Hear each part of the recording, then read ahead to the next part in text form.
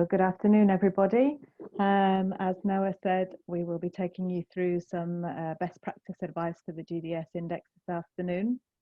So the presentation that Noah and I will give is divided into these 6 parts. The first 3 are really focused on the more technical aspects of completing the GDS index, and the second 3, the second part, so 4, 5 and 6, are based around actions that you should take, that you should do well to get the best possible score from the GDS index.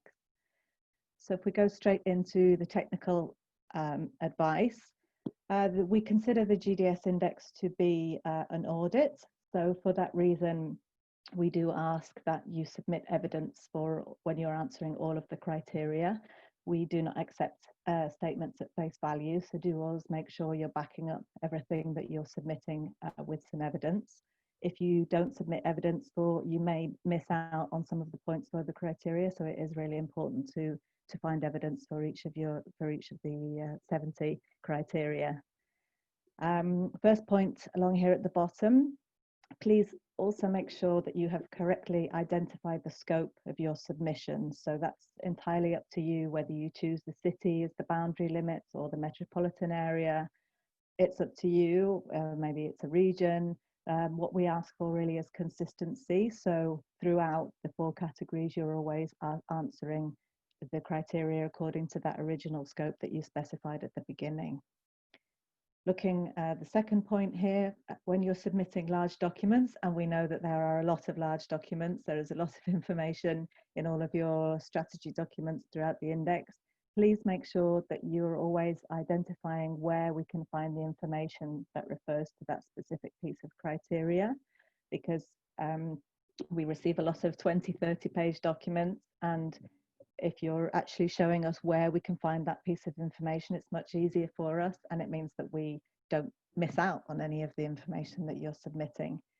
Obviously, that's really important as well if the document is in a language which we don't know, where it's much more likely that we might miss the information unless you really point it out to us. So please do take the time to specify the page number and, if possible, the paragraph or where on the page you're actually referring to in your answer.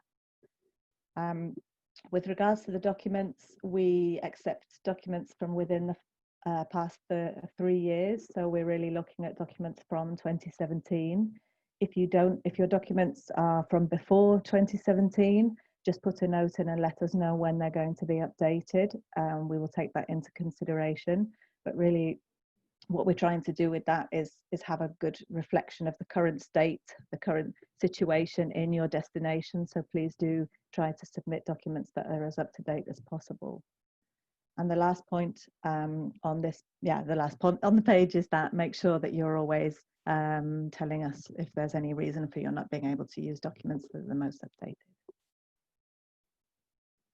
So general tips.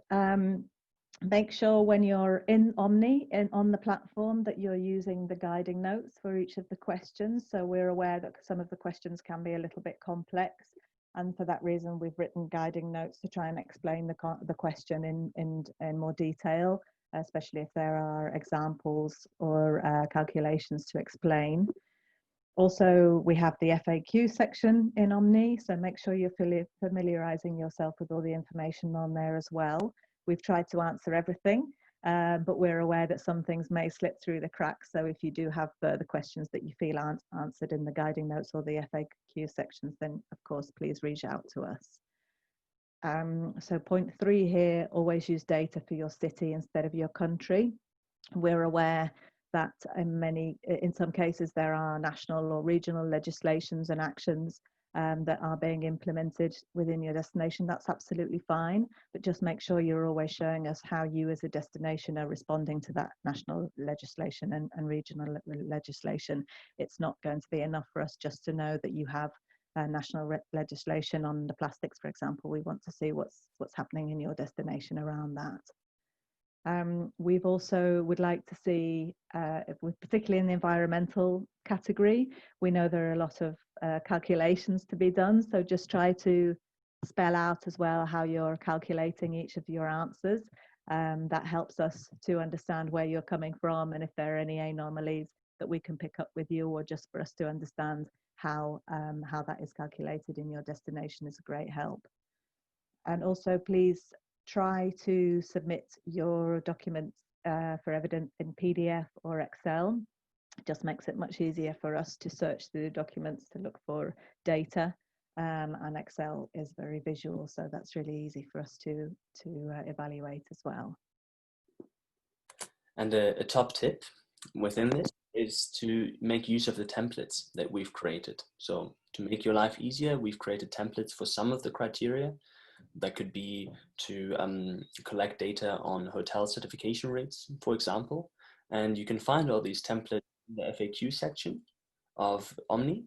And alternatively, also in the benchmarking toolbox. They're all within one folder. These should have been shared with you in an email, and otherwise you can also find that benchmarking toolbox through that FAQ.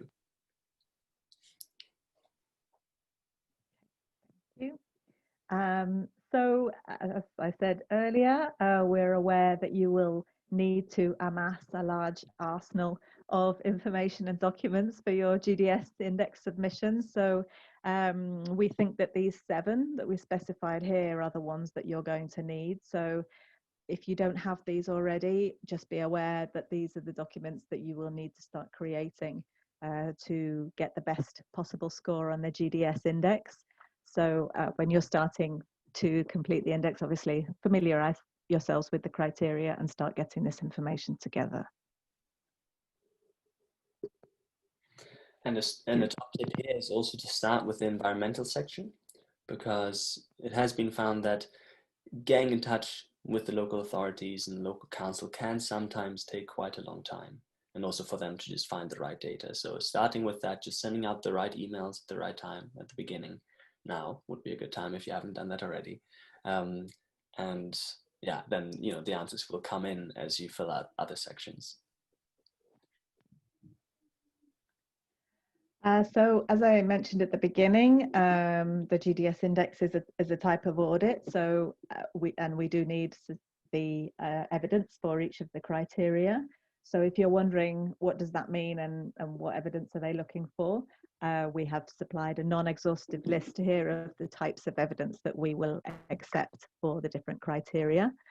So for example, if you're wanting to answer the question on how you're consulting with your stakeholders, you may have a meeting with them to present your sustainability strategy or to obtain their feedback for your sustainability strategy. So you could then send us the meeting agenda. Maybe you've taken minutes. That would be also valuable evidence. Maybe the list of attendees, especially if you have signed register of who's attended these meetings, that would also be very valuable.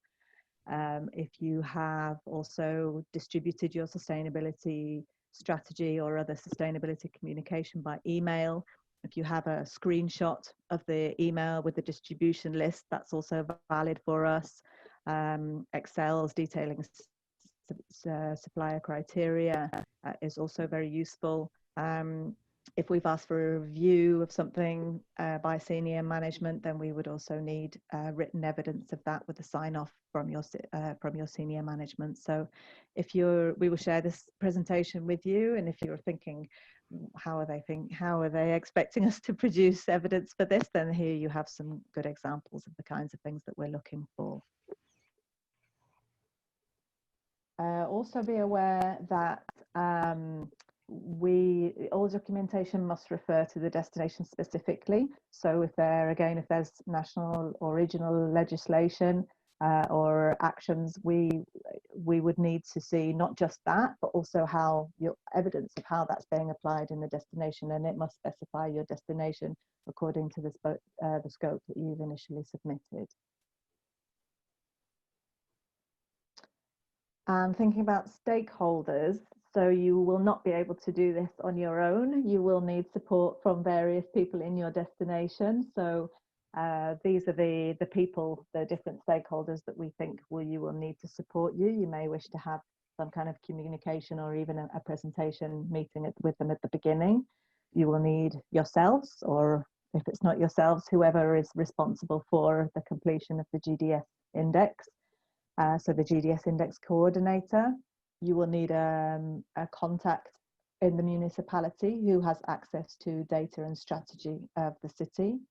You will need some communication with senior management. Obviously, they don't have to be involved in every single meeting, but at least know the data that you're submitting for the index. If you need review or sign off on anything in particular, then they will need to be informed and involved in that. You will need the support of your colleagues in the marketing and communications department. There's quite a lot of questions there. You will need some support from someone in human resources for the capacity building questions in the DMO. And you will also need some support from somebody in sales, as we also have questions on how you're communicating your sustainability strategy in your sales pitch. Yeah, and a top tip here is once you've identified the right people to connect with, that you actually delegate the answers within Omni to a sub-user for them. And if you're not sure how to do that, we've created videos and tutorials on how to do that, which you can also find in the FAQ. So as we said before, you will need to collect a lot of evidence for the GDS index, as some of you will more than likely be well aware. And some of these things may not yet exist, and we're well aware of that. So to support you, we have developed quite a lot of templates and Excels and forms, which you're more than welcome to use. So they're available on this benchmarking toolbox that Noah mentioned earlier. You will have a link in this presentation also to that toolbox. For example, you have here a template that we've created on how to write a sustainability policy. So yeah, we're just trying to support you as much as possible in the completion and submission of your evidence for the index. And moving on to then the second part of this presentation, so thinking about what you will need to do well to get a lot of points for the index. We've just taken some examples from specific criteria. So DM14, for example, do staff receive regular training on implementing sustainability? We particularly like this example that was submitted from Monaco, who had developed this guide for their employees on how to practice sustainability in the workplace. Other examples of integrating sustainability for your employees include including sustainability duties in job descriptions, in the employee code of conduct, or maybe you want to run sustainability trainings, including your own objectives for your employees, and obviously also the frequent communication of achievements to your employees is very important in training them on what you're striving for. If we look at DM15, we particularly like this example from Melbourne, who produced a certifications guide for their different stakeholder groups, trying to show them which would be the most appropriate certifications for them. We've actually are about to launch our own certifications guide, which will be available for you in the toolbox.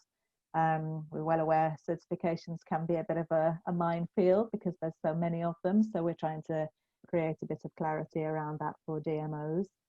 Other examples of training and support for industry suppliers include financial incentives, free training from DMOs, or marketing support. We would accept all of those for DM15. For DM21, how do you share information about sustainability on your website? Here we're sharing an example from Aarhus. I'm not sure if I pronounced that right. They have their Green Conference and Event Handbook, so trying to guide the local sector and their stakeholders and suppliers towards sustainable best practice. So we particularly like that of how our hosts are stewarding good sustainability practice in the destination. Same criteria, different destination. We particularly like this example from Lyon. As you can see, Valerie's on the call. So the engagement charter is something that Lyon shared with their local suppliers, encouraging them to sign up to a sustainability commitment to support the destination. They also ran in 2018 a fam trip where they use sustainability as the value, the added value for the destination, and they really showed their potential clients how they could produce a sustainable event in the destination of Lyon. And over to Noah. Thank you, Rebecca. So part of this entire process, as you are collecting, data, is also a really good time to start to map best practices. This is in part to just gain momentum behind the idea of sustainability, and also to communicate better on the successes that you've already had. So what we've seen, for example, which is quite a simple initiative, is where Kyoto has created just an award for supply excellence, in this case for hotels that are reducing their waste or recycling. And it's just a very simple way, really, of celebrating those suppliers and stakeholders, maybe yourselves, that are doing great work, and then also motivates others to follow suit. So this is one recommendation for you all, as you're doing this, look for the best practices, and then maybe even share them with us. We'd be very happy to celebrate your work also. And then, yeah, this sort of links very well with this, right? So starting to communicate around these best practices, and also just communicating around the GDS index, or not necessarily the GDS index, just around your actions for sustainability, joining the GDS index and being a part of that, being contributing in a way to that effort. And ultimately, of course, communicating your results. So this is, as Rebecca mentioned earlier, it's really important to start making some connections within your team, depending on how large it is, of course, to then be able to communicate on this sustainability performance immediately and powerfully. Some people do this on their website, right? And here are some examples you could look at, like City of Sydney, Glasgow, and Gothenburg. They've all have quite beautiful websites and simple ways of sharing with the world what they're doing to make the events and tourism within their destinations more sustainable. What we also really love is communicating with authenticity and humor. And what we mean to say here is also that in a way, communication campaigns should embody the motto of facts and faces. So faces being the authentic, the people essentially that are doing the work on the ground. And then the facts being data points, like inspired by Iceland as used here, such as 65% of all travelers say they use more bottled water on vacation than they do at home. And they use that fact to create a whole communications campaign around the use of tap water within Iceland. And if we have time at the end of this call, we'll also maybe have a good laugh and then watch this video together. And then also something that you're sort of setting yourself up for as you're doing this assessment is the measurement and reporting side of things. So in order to be a successful destination, it is really crucial to measure and report on your progress. And of course, we are part of driving this through the data collection and reporting that we do for you. But as a destination yourself, that you're all very different. You all have very different metrics and, different local focuses when it comes to sustainability. So identifying the right metrics to track as you're doing the benchmark over the course of the years can also really help your communications campaigns, and also really help you become more sustainable, because it can really drive and inspire people to take more action. And this example that I want to present here is about Sydney, and it really brings together quite a few different points that we've talked about throughout this presentation. So at the beginning, we talked about the importance of engaging stakeholders, and Sydney did this wonderfully through the Sustainable Destination Partnership, which was a collaboration of different hotels and just stakeholders within the visitors industry to make Sydney more sustainable. And this is the first step, right? Getting the people together. The second step was identifying where in Sydney the biggest impacts, negative impacts on the environment were had. And it was identified that the hospitality had actually a huge footprint of CO2, water consumption, and commercial waste. So these became some of the key metrics that the Sustainable Destination Partnership in Sydney used to measure their success for the strategy. And what they've then in the end created is a report, annually they report on how well they've performed in meeting or reducing those metrics. And yeah, I just think this is a wonderful example of how through engagement, clear metrics, and then reporting, you can really improve and make a destination more regenerative. And okay, now this is, for some of you maybe already existing, for some of you something still in the works, but the creation of some type of strategy.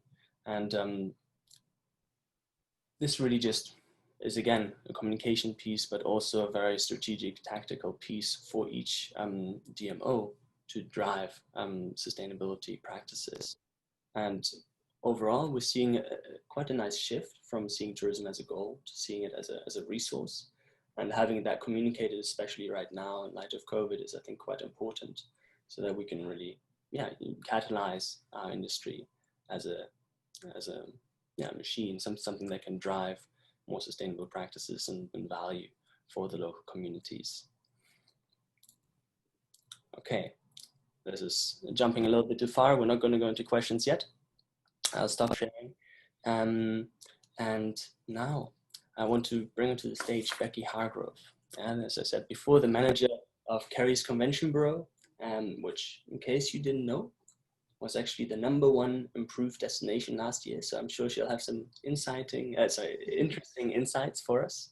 And she's beaming in from the southwestern shores of Ireland. So over to you. Thank you, Noah. Thanks for the lovely introduction. So it's wonderful to obviously have a chance to chat to you all. I'm just going to share my screen and hope that my technology works for me. Let's see if it is going to. It's not looking great so far, Noah. Hang on. Take your time. Hang on, there we go. Right, let's see if we've got it here. Okay, can everybody see that okay? Still loading, but yes. Okay, good to go. So I was delighted that Noah and Rebecca asked me to join the conversation today and to I suppose share some of the learnings that we had from our own GDS journey. So I'm really going to keep it fairly short and punchy, but hopefully there'll be some insights that particularly people who are starting for the first time can find useful. Okay, is this going to move? Sorry, guys. Here we go.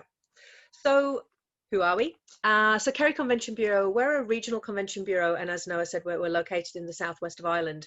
So we're a 2-person team. We're pretty small, but we're supported by Fáilte Ireland and its business tourism unit, Meeting Ireland. So we would be part of the Convention Bureaus of Ireland collective, and that's made up of bureaus in Dublin, in Cork, in Shannon, Galway, and then obviously ourselves. And we would represent within the region of Kerry 39 members, and they would be across 5 MICE-ready destinations in a coastal region that's renowned really for its spectacular landscapes, history and culture. In our largest destination, which would be Killarney, we would have a 2,500 capacity convention centre and 5 five-star hotels. And actually in Kerry, we chose to do it as a region. It's very important to us that we represent the whole of our region, while Killarney would be probably our most well-known location and certainly biggest in terms of MICE capacity. We have the highest collection of 4- and 5-star hotels in all of Ireland. So we do have a very strong presence in that regard. But, it was particularly important to make sure that we look at the whole county for this. So our history within the GDS Index, in 2017, Dublin entered the GDS Index and did really quite well. And it certainly inspired and started the conversation from an Ireland perspective as to, bringing everybody on board of that journey. And Sam Johnson, who heads up the Dublin Convention Bureau, would certainly be a real kind of champion of this and helped drive this initiative and got the message out to us in our regional bureaus. So in 2018, we all took on that mission, and we all put our submissions in. Kerry placed at number 38. I think was there 40 destinations in that year. So look, we didn't do especially well, but at the same time, we were proud of what we were able to achieve. You know, some of the challenges, I think, in the very first instance were the fact that as a region, we were trying to answer questions that were probably more driven towards a city. So we've had to learn from that. But in our 2019 submission, as Noah said, look, we had the biggest jump in the history of the index. So we moved from 38 all the way up to 20, which I think, again, as Noah would attest, when he first communicated that to me, there was a sense of disbelief. And he probably had to tell me a couple of times that actually, no, this was true. And so, you know, I'm still trying to understand, and I've had to think about that for this particular process as to how did we get there. But look, along with our Convention Bureau of Ireland colleagues in 2019, we were actually awarded the Most Improved Destination Award, and that was a new award, I believe. And it recognised the fact that all of the destinations in Ireland had all done well and improved, and that collectively there was a nod to kind of, you know, I suppose that national recognition. But how did we achieve this? As I say, I've had to think about and look at, you know, how did we get to make that jump? The key steps really were that, you know, I suppose in our first submission, we'd only been able to get really limited data. So in 2019, we started the process earlier and we cast the net far and wide to source information. And we definitely learned, I suppose, from our first year. A big piece for us, though, was our new website had gone live at the end of 2018, and we had placed a really significant focus on having a comprehensive Keeping It Green page. So that dedicated section that we had, it gave us a fantastic platform on which to actually display the key documents that were required to achieve points in 2019. So that was a really good starting point for us. And really on there, we would put our sustainability policy, our green procurement guide, and a green meetings and event guide. And just to give you an example of what that web page looks like, so you know, obviously Global Destination Sustainability Index was on there and is on there loud and proud, but we were trying to set the scene as to who we were, what we were trying to achieve, what our objectives are. You know, we put on obviously the sustainability policy and the green procurement policy. We included things like you know, an example of you know, what a typical conference might consume. But importantly, we also looked at things like case studies. So we were able to use an example of a fantastic event that was held recently where they had a real focus on sustainability. And we also put on a green suppliers list. So we worked with all of our members that actually had environmental policies in place and sustainability policies in place, and said that we would showcase them on here. So if someone's looking at our website and has a focus on sustainability, they can come separately and actually see which of our members would be strong in that field. And then finally, we have really, I suppose, widely promoted our participation in the index to our membership, to key stakeholders, and to our local community, regularly reminding them to share any new or proposed sustainability initiatives. And we're obviously right in the middle of that at the moment, making sure that they know that we're going through this process. But the big piece as well for us is that we spent 2019 creating our 2020-2023 business tourism destination marketing roadmap, which it's fair to say with COVID has probably been turned on its head a little bit in terms of a lot of the things we set out. But for us, within that strategy, we had placed significant focus on sustainability, on corporate social responsibility, and ensuring that all of the proposed actions would align to the UN SDG goals. So having that strategy developed and available to support our submission, for us, I think was key in being able to achieve points across you know, multiple criteria. And another piece for us, and I think if you are a bureau that's regional and you have other regional bureaus in your country and you are all on this journey together, it's about maximising that collaboration with those fellow bureaus and looking at things that are happening nationally, but also you know, that might be happening in another region. And thinking laterally when trying to source information from within organisations such as the local council. And I suppose a key tip, if there's one senior contact that you can contact as a conduit and have them direct your general request for information to all relevant departments, rather than kind of contacting everyone independently, makes a big difference. And it also helps that when you need to chase information and an escalation is required to help get responses, that you've got a very simple method to do that. The work done in year one truly lays the groundwork for following years. So I will just say, whilst it might seem kind of overwhelming, the amount of data to collect, it does get easier. and also, I suppose, just maximise on all opportunities to promote participation in the GDS index, be it by local press, radio, social media, so that the awareness is raised both during the submission process and once the rankings are released, albeit, I suppose, not applicable this year. But it does help you uncover local initiatives you may have missed, and it will help assist educating stakeholders, such as local councillors, to the importance of being involved in providing information. And another couple of tips would be to join national and international sustainability focus groups. So, for example, we have Sustainable Travel Ireland that are doing great things here locally. I'm also, I suppose, becoming quite active in joining Sustainable Events Alliance. Now that would be an international one. And look, you can access training opportunities, you can keep informed, and you can be aware of global trends. So it just is really worthwhile joining those things if you can. And look at what your key competitor destinations are doing in this space and learn from them. I think that's it. Well, thank you so much, Becky. That was wonderful. I think maybe some people will have questions for you, but I think let's have all the questions just at the very end and keep it in one block. So if anyone has questions, please don't forget. Excellent. And next up, we have the destination of Reykjavik, who are consistent high scorers on the GDS index. In 2019, they came in 6th place. So many thanks to Hildur Bæringsdóttir, apologies for the pronunciation, who is Director of Research and Lead Generation at Meet in Reykjavik and will present best practice from Reykjavik. Thank you. Hi, everyone. Okay, I'm going to share my screen. Let me see. This one. Sure.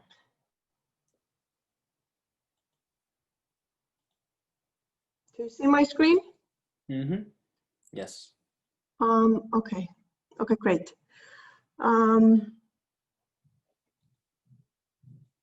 Yeah.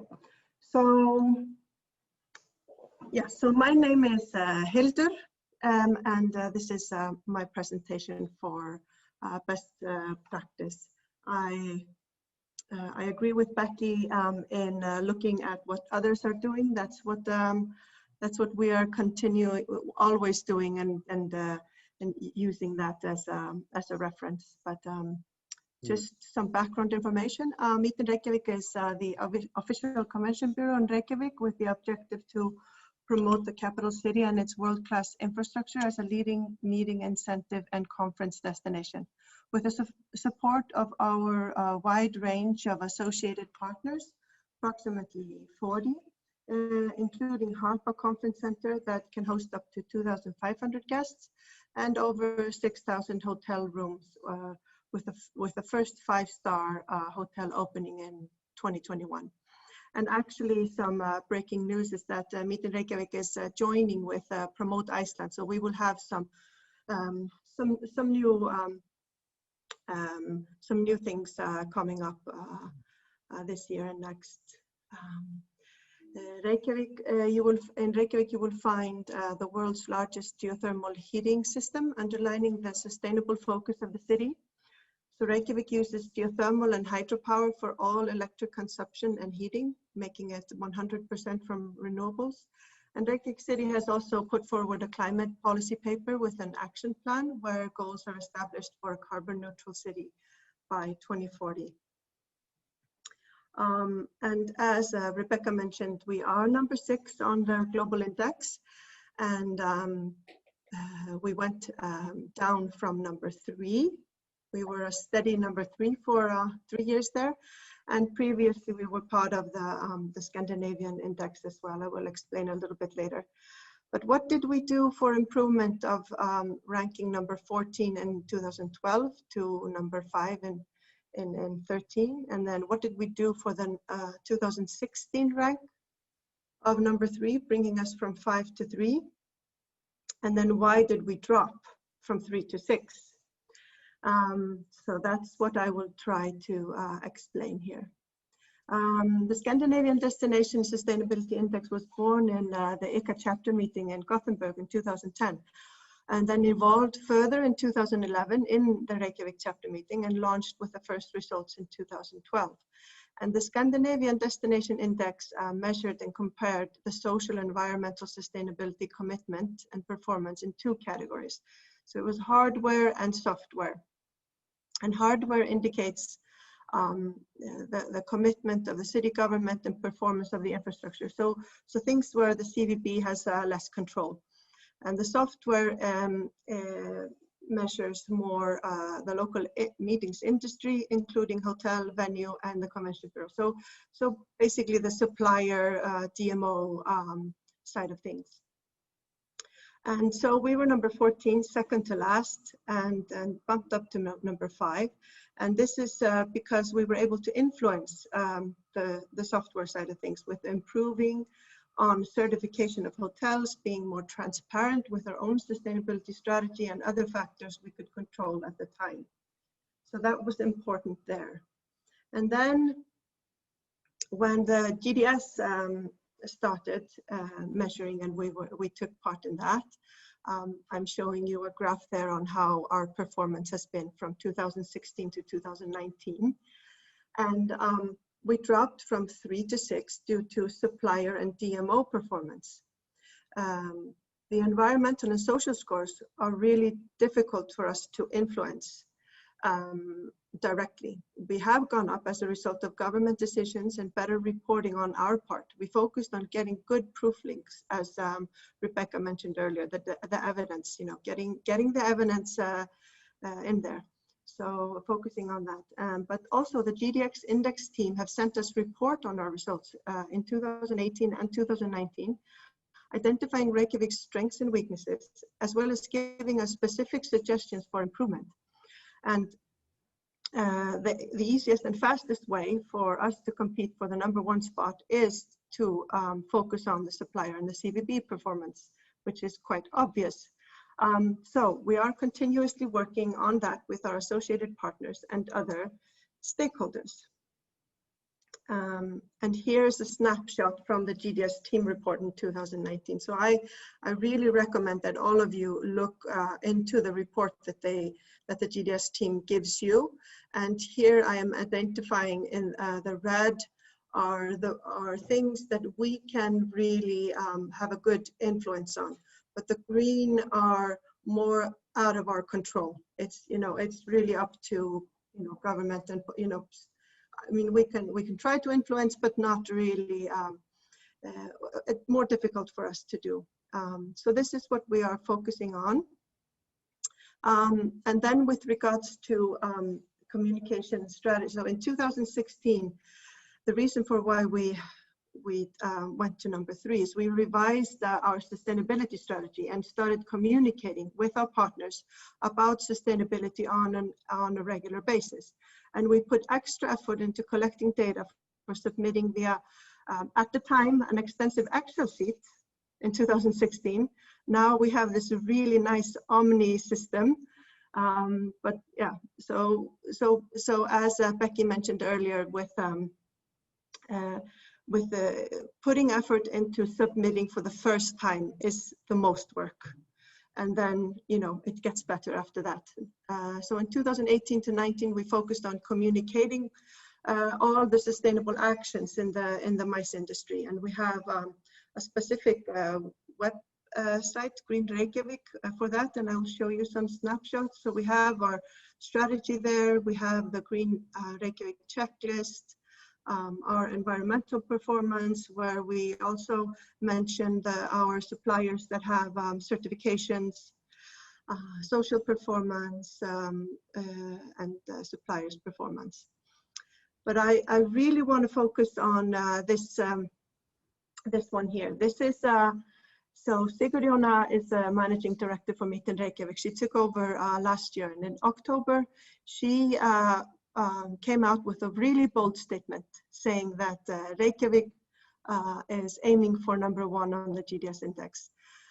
So we went out to our partners and asking them for their stories. What are you doing? I mean, we're always communicating with, as I said, with our partners, but we did like an extra effort on that, and we asked them to give us stories that we would be able to put on our website, put in a news blast, And so I think we received stories from almost all of our partners, and here's a demonstration of that. And then finally, as I mentioned, we have already established engagement from our partners. So now we have formed an alliance with the sustainability industry leaders. And this is one of the steps in creating a more sustainable meetings industry in Reykjavik, and ultimately be #1 on the GDS index. So as Helen Keller said, alone we can do so little, but together we can do so much.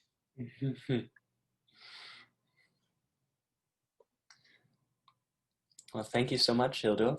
That was very insightful. Thank you. Sounds like you're doing a lot of great things in Reykjavik. Very exciting. And yeah, great. Now we're all back. Okay. So,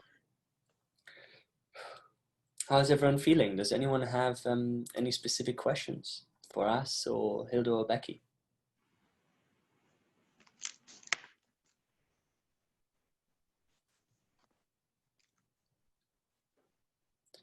Okay, well, seems pretty quiet.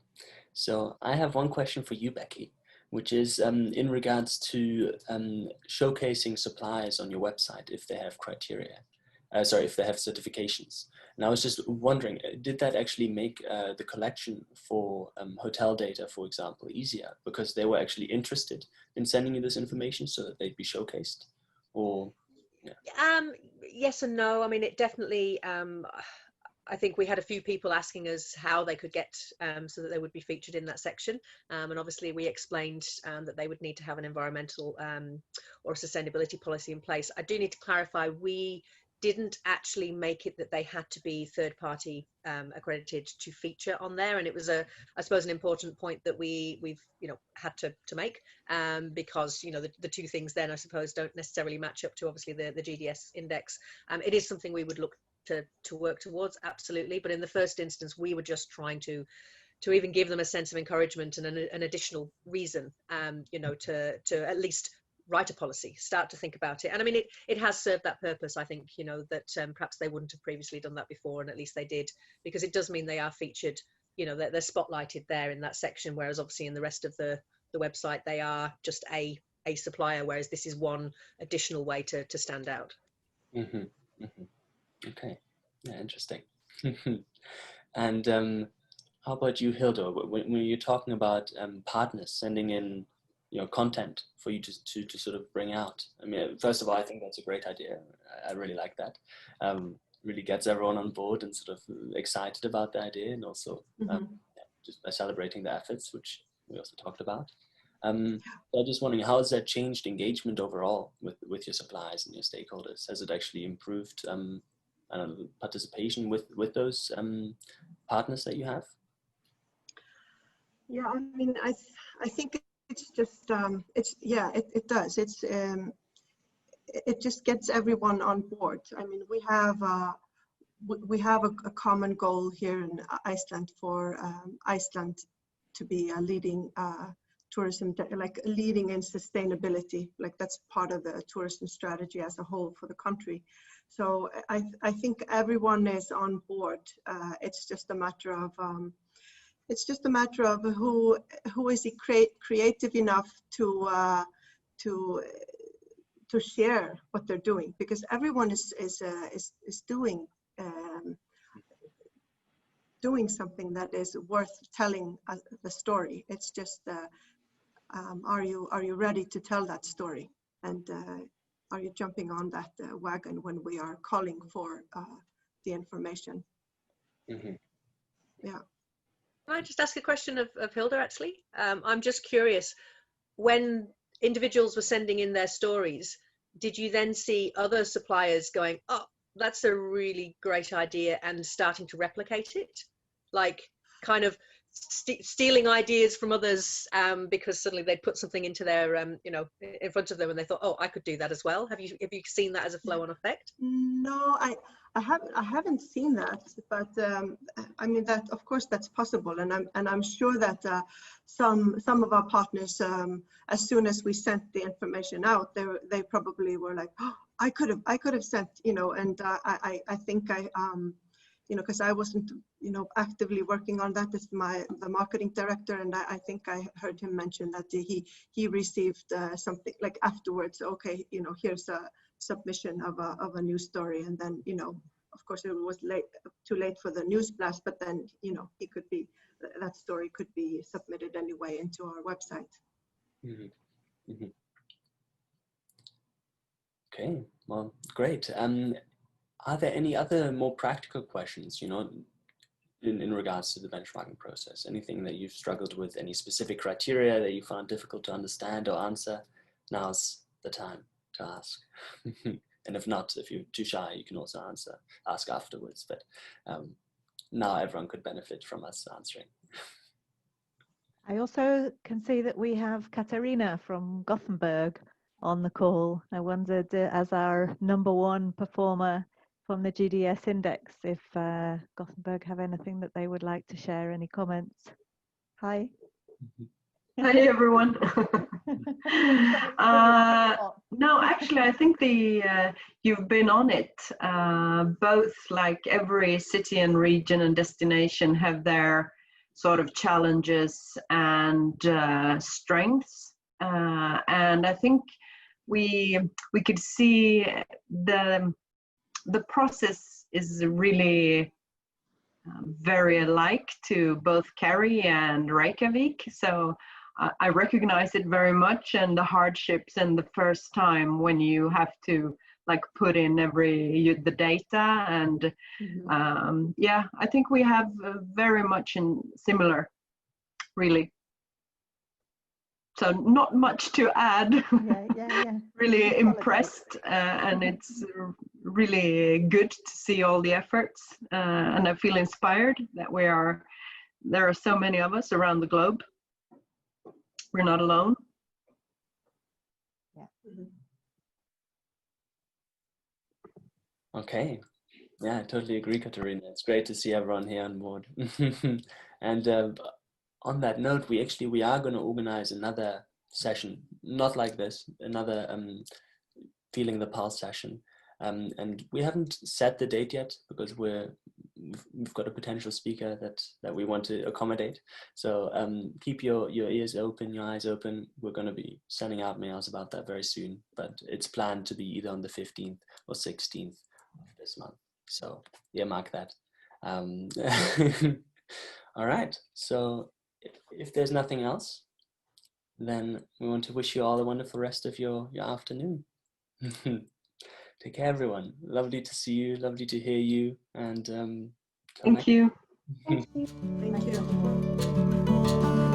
you.